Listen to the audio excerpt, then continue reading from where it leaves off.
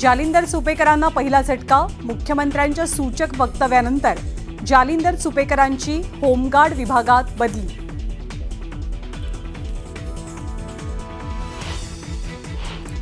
फरार निलेश चव्हाणच्या नेपाळमधनं मुसक्या आवळल्या। वैष्णवीच्या कुटुंबियांना धमकावल्याप्रकरणी कारवाई। 10 दिवसांनी निलेशला बेड्या।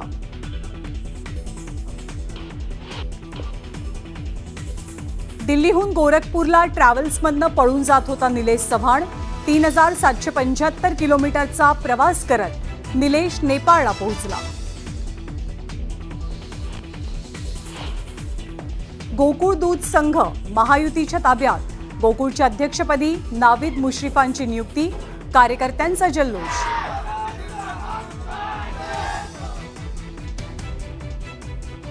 कापणी केलेल्या पिकांचे पंचनामे करून काय करणार? ढेकळांचे पंचनामे करायचेत का? माणिकराव कोकाटेंचं पुन्हा वादग्रस्त विधान। टीकेनंतर मात्र सारवासारव। शरद पवार आणि अजित पवारांच्या विलिनीकरणाला प्रफुल्ल पटेल आणि सुनील तटकरेंचा विरोध। संजय राऊतांचा मोठा दावा।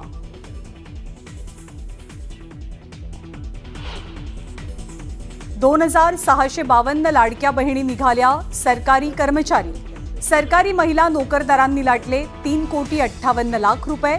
सरकारी बहिणींकडनं रकमेची वसुली होणार।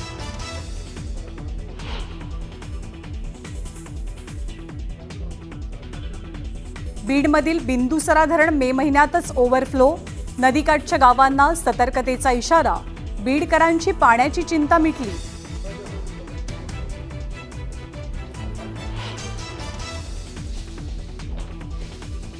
कल्याणमधील केबीके इंटरनॅशनल शाळेची भिंत कोसळली। 11 वर्षीय मुलाचा मृत्यू तर 2 लहान मुलं जखमी। जखमींवर खासगी रुग्णालयात उपचार सुरू।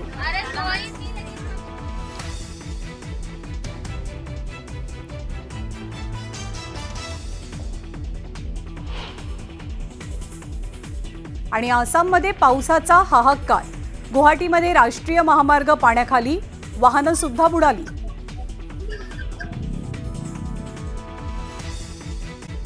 निलेश चव्हाण पळून जातानाचं सीसीटीव्ही फुटेज न्यूज 18 लोकमतच्या हाती लागलंय। दिल्लीवरनं गोरखपूरला जातानाचा व्हिडिओ आता समोर आलाय। निलेश चव्हाण 23 मेला पुण्यातनं फरार झाल्याची माहिती आहे। निलेश हा देश सोडण्याच्या तयारीत होता असं सुद्धा कळतंय। वैष्णवी हगवणे प्रकरणामध्ये निलेश चव्हाणला नेपाळमधनं अटक झाली आहे। वैष्णवीच्या बाळाची हेळसांड केल्याप्रकरणी निलेशवरती गुन्ह्याची नोंद आहे। वैष्णवीच्या नातेवाईकांना सुद्धा निलेशनं धमकावलेलं होतं। वैष्णवी हगवणे प्रकरणातील मृत्यू प्रकरणातील आरोपी सासू लता हगवणे आणि नणंद करिश्मा यांचे मोबाईल अद्यापही हस्तगत न केल्यामुळे तपासात अडथळा येतोय। दरम्यान वैष्णवीचा दीर सुशील हगवणे आणि पती शशांक हगवणे यांच्या मोबाईलमध्ये महत्त्वाची माहिती मिळाल्याची सूत्रांची माहिती आहे। आरोपीला शिक्षा आणि पीडितेला न्याय ही भूमिका असते। वैष्णवीला न्याय देण्यावरती आमचा भर आहे। ज्यांनी आरोपींना मदत केली आहे त्यांच्यावरती कडक कारवाई झाली आहे। निलेश चव्हाणलाही कडक शासन केलं जाईल असं महिला आयोगाच्या अध्यक्षा रुपाली चाकणकर यांनी स्पष्ट केलं। निलेश चव्हाण नेपाळपर्यंत कसा पोहोचला? त्याला कोणत्या आकानं मदत केली आणि तो इतके दिवस फरार कसा राहू शकला? असे अनेक सवाल रोहिणी खडसेंनी उपस्थित केलेत। हगवणे कुटुंबाचा आणि निलेशचा संबंध नेमका काय याची सखोल चौकशी करावी अशी मागणी खडसेंची आहे। निलेश चव्हाण नरकात जरी गेला असता तरी त्याला बेड्या ठोकल्याच असत्या अशी प्रतिक्रिया रुपाली ठोंबरे पाटील यांनी दिली आहे। त्यांनी पिंपरी चिंचवड पोलिसांचे आभार सुद्धा मानले। वरिष्ठ पोलीस अधिकारी जालिंदर सुपेकर यांनी आता स्पष्टीकरण दिलंय। हगवणेंना शस्त्र परवाना आपणच दिला आहे असं म्हणणं चुकीचं आहे। शस्त्र परवान्याचे अधिकार संबंधित पोलीस आयुक्तांकडे असतात असा दावा जालिंदर सुपेकर यांनी केलाय। गोकुळ दूध संघ आता महायुतीच्या ताब्यात गेलाय। गोकुळच्या अध्यक्षपदी नावीद मुश्रीफ यांची निवड झाली आहे। यामुळे कार्यकर्त्यांचा जल्लोष पाहायला मिळाला। पुण्यात चंद्रकांत पाटील आणि रवींद्र धंगेकर यांनी एकमेकांची भेट घेतली। एका खासगी कार्यक्रमात दोनही नेत्यांची भेट झाली आणि यामुळे भाजप सोबतच धंगेकरांमधला दुरावा आता संपत आलाय का अशाही चर्चा रंगल्या। राष्ट्रवादीच्या प्रवक्त्या रुपाली पाटील यांनी गोपीचंद पडळकर आणि लक्ष्मण हाके दोघांवरही टीका केली आहे। अजितदादांबद्दल बोलण्याइतपत दोघांची उंची आणि कर्तृत्व नाही। अजित पवार सर्व जाती धर्मातल्या लोकांना एकत्रित घेऊन पुढे जातात, त्यामुळे पडळकर आणि हाकेंनी बेताल विधानं करू नयेत असा इशारा रुपाली पाटील यांनी दिलाय। कापणी झालेल्या पिकांचे पंचनामे करून करणार काय? ढेकळांचे पंचनामे करायचेत का असा सवाल कृषी मंत्री माणिकराव कोकाटेंनी विचारला, पण कोकाटेंच्या याच वक्तव्यामुळे नवीन वादाला तोंडही फुटलंय। जिथे काहीच नाही त्याचे पंचनामे करता येत नाहीत, आपल्या वक्तव्याचा चुकीचा अर्थ काढलाय असं वक्तव्य मंत्री कोकाटेंनी केलंय। कोकाटेंच्या डोक्यात जेव्हा ढेकळं पडतील तेव्हा त्यांना कळेल, शेतात जाऊन पाहिलं असतं तर त्यांना नुकसान दिसलं असतं असं म्हणत अंबादास दानवेंनी माणिकराव कोकाटेंवर टीका केली आहे। राष्ट्रवादी शरदचंद्र पवार पक्षात कोणती नाराजी नाहीये, प्रत्येक जण काम करतंय। नाराजीच्या बातम्या केवळ माध्यमांमध्ये झळकतात। तसंच दोनही राष्ट्रवादी एकत्र येण्याबाबत कोणती चर्चाही नाहीये असं जयंत पाटलांनी सांगितलंय। शरद पवार आणि अजित पवारांच्या विलिनीकरणाला प्रफुल्ल पटेल आणि सुनील तटकरेंचा विरोध आहे असा दावा उभाटाचे खासदार संजय राऊत यांनी केलाय। संजय राऊत हे वैफल्यग्रस्त आहेत, त्यांच्या बोलण्याला कोणताच आधार नाहीये असं म्हणत अमोल मिटकर यांनी राऊतांच्या वक्तव्यावर टीका केली आहे। राज्यामधल्या महत्त्वाच्या महापालिकांसाठी महायुतीचं नो रिस्क धोरण पाहायला मिळतंय। महत्त्वाच्या पालिका निवडणुका महायुती एकत्र लढणार आहे अशी माहिती महायुतीच्या वरिष्ठ नेत्यांकडून मिळते। शरद पवारांना पुन्हा नोटीस बजावण्यात यावी अशी मागणी प्रकाश आंबेडकर यांनी केली। भीमा कोरेगाव चौकशी आयोगाकडे प्रकाश आंबेडकरांनी हा अर्ज सादर केला आहे। सोलापूरमध्ये शिवसेना जिल्हा प्रमुख म्हणून अमर पाटील यांची निवड करण्यात आलेली आहे। आगामी पालिका निवडणुकीत शिवसेनेचा झेंडा फडकवू असा निर्धार त्यांनी व्यक्त केला। गृहराज्यमंत्री योगेश कदम यांनी उद्धव ठाकरेंना धक्का दिला। दापोली नगरपंचायत ठाकरे गटाकडून हिसकावून घेतली आहे। शिवसेनेच्या कृपा घाग यांनी शिवसेनेत प्रवेश केलाय, त्यामुळे ममता मोरेंच्या विरोधात अविश्वास प्रस्ताव दाखल करत नगराध्यक्षपदी कृपा घाग यांची वर्णी लागली आहे।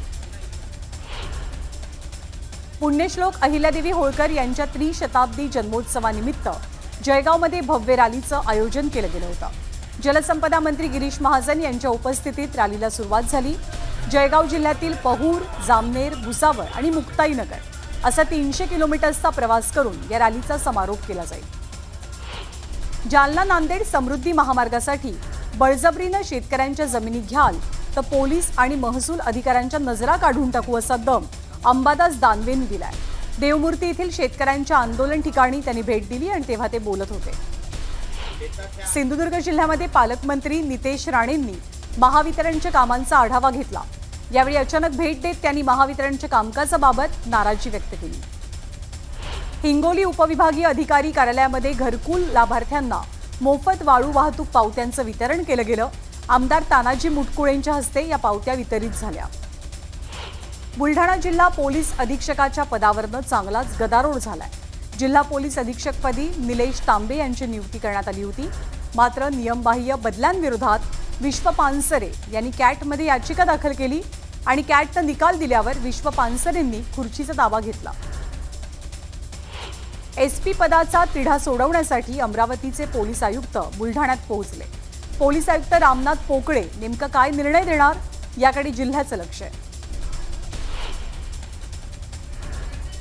बीडमध्ये रिपाईच्या वतीनं तिरंगा रॅली आयोजित केली गेली।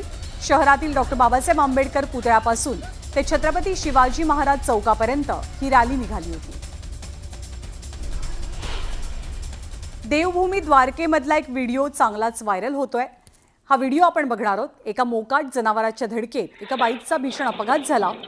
यात बाईकवरती प्रवास करणारं जोडपं गंभीर जखमी झालं। खंबालिया रेल्वे स्टेशन मार्गावरती हा मोकाट वळू फिरत होता आणि अचानक हा वळू बिथरला आणि सैरावैरा धावू लागला। इतक्यात रस्त्यावरती पाठीमागून येणाऱ्या बाईकला जाऊन हा वळू धडकला। ही धडक इतकी जोरदार होती की बाईकवरनं प्रवास करणारं जोडपं खाली पडलं। दरम्यान खंबालिया भागात मोकाट जनावरांची समस्या दिवसेंदिवस गंभीर बनतेय आणि लवकरात लवकर त्यांचा बंदोबस्त करण्याची मागणी स्थानिकांकडून करण्यात येते। आणि महाराष्ट्राला आता परकीय गुंतवणूकदारांची पहिली पसंती मिळते। राज्याची देशपातळीवरती आघाडी असून आर्थिक वर्ष 2024 आणि 25 मध्ये देशाच्या 40% गुंतवणूक ही एकट्या महाराष्ट्रामध्ये आहे. फार्मा कंपनीच्या व्यावसायिकेनं ड्युप्लेक्ससाठी तब्बल 639 कोटी रुपये मोजले. भारताच्या इतिहासातला हा सर्वात महागडा व्यवहार मुंबईच्या वरळीत पार पडलाय. नीट पीजी परीक्षेबाबत सुप्रीम कोर्टानं महत्त्वाचा निर्णय घेतलाय. नीट पीजी परीक्षा 15 जूनला होणार असून एका शिफ्टमध्ये या परीक्षा घेतल्या जातील. पनवेलच्या पैठाली गावातील सोनम केणी या विवाहितेचा घर बांधकामासाठी 20 लाख रुपये आणि मुलगा हवा म्हणून सासरी अतोनात छळ झाला. सासरच्या छळाला कंटाळून अखेर सोनमनं आपल्या वाढदिवसाच्याच दिवशी पोटच्या मुलीची हत्या करून स्वतः देखील गळफास घेतला आणि जीवन संपवलं. जळगावच्या चोपडा तालुक्यात आदिवासी महिलेची रस्त्यावरती प्रसूती झाल्याच्या घटनेची आता चौकशी सुरू झाली आहे. जिल्हा शल्यचिकित्सक, जिल्हा आरोग्य अधिकारी आणि अतिरिक्त जिल्हा शल्यचिकित्सक यांच्याकडनं चौकशी होणार आहे आणि 31 मे पर्यंत म्हणजे उद्यापर्यंत अहवाल सादर करायचा आहे. कोरोना रुग्णाला ऑक्सिजन जास्त लागत असेल तर त्याला मारून टाका असं वक्तव्य एका डॉक्टरनं दुसऱ्या डॉक्टरसोबत फोनवरती बोलताना केल्याचा आरोप केला जातोय. 2021 मधील कोरोनाच्या दुसऱ्या लाटेत ही ऑडिओ क्लिप व्हायरल झाली आहे. बीडमध्ये पुन्हा एकदा मारहाणीचा धक्कादायक प्रकार घडला. सरपंच आणि 7 तरुणांनी कृष्णा रोहिटे या तरुणाला बेदम मारहाण केली. या प्रकरणी बीड पोलीस स्थानकात गुन्हा दाखल करण्यात आला आहे.